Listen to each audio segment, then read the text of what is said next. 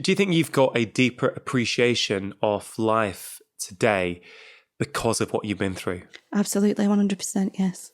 Yeah. And I guess many of us take day-to-day life for granted. We take for granted that we can get up and play with our kids and go for walks and go to our job and work hard and work late and come back and we can still function. Because I always say people with chronic fatigue and fibro, we really are superheroes. Because just to get up in the morning, people who've never experienced that will never know just how hard that is, going up one flight of stairs. Yeah. And these are things that everyone takes for granted, unless there's a reason that you can't. And it's obviously our lives now have taken a very different path. And it's just such a privilege to get all this extra time with all three of them. It's lovely to be able to be a part of their lives. This is unbelievable. The fact that you can actually work, be a school governor. You could barely get out of bed before.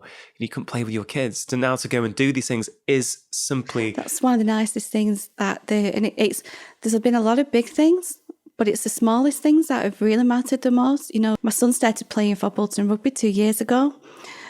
Wow. And I always said that I would never complain about standing in a wet, muddy field, because every Sunday you can guarantee it's raining and it's wet and it's a bit miserable.